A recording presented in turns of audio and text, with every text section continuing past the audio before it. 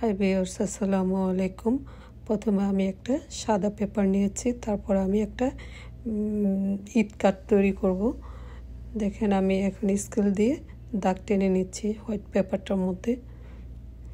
তারপর আমি পেপারটা কেটে একটা বৃত্ত তৈরি করেছি। এটা একটা ডিজাইন হবে। ডিজাইনের জন্য আমি বৃত্তটা কেচি দিয়ে কেটে নিয়েছি পেপারটা।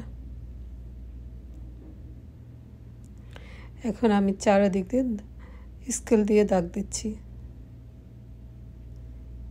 স্কেল করছি চারিদিকে পেন্সিল দিয়ে। এখন আমি মার্কার পেন দিয়ে ডিজাইনটা তৈরি করছি। দেখেন সবুজ রংটা দিয়ে আমি দাগ দাগ দিয়ে ডিজাইনটা তৈরি করতেছি।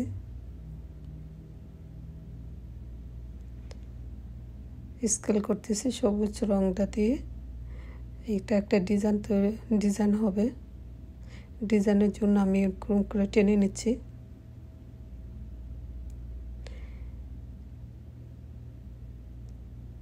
একদম সিম্পল একটা ডিজাইন।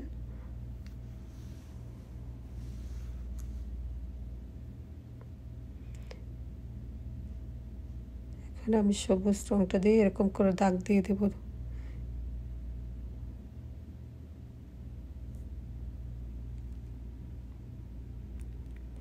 আপনারা বাসায় চেষ্টা করলে পারবেন ভিডিওটা দেখে। এখন সবুজ মার্কারের শেষ হলো। আমি এখন লাল মার্কারটা নিয়েছি। সবুজ মার্কারের কাজটা শেষ। এখন আমি লাল মার্কারটা নিয়ে এরকম করে আবার উপরের দিকে ডিজাইন তৈরি করছি, দাগ দিয়ে দিয়ে টান দিয়ে দিয়ে।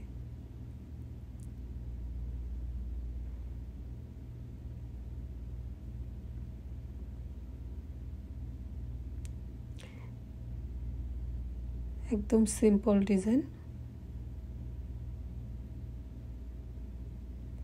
এখন আমি ফুল দিয়ে দেব। যে বৃত্তটা কেটে নিয়েছি ওইটার সাইড দিয়ে আমি কতগুলো ফুল দেব, ফুল আঁকবো।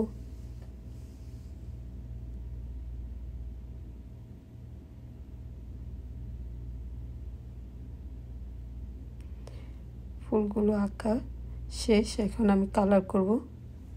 লাল রং দেব। লাল রংটা দিয়ে আমি ফুলটা করছি। দেখেন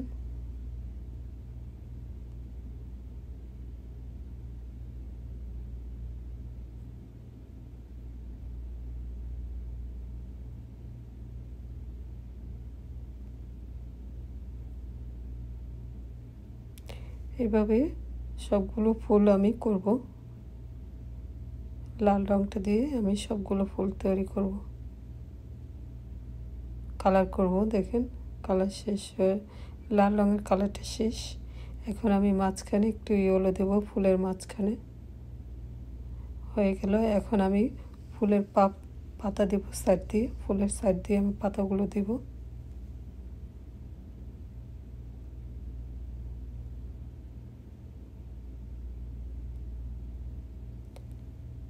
এইভাবে পাতাগুলো আমি করে দিলাম।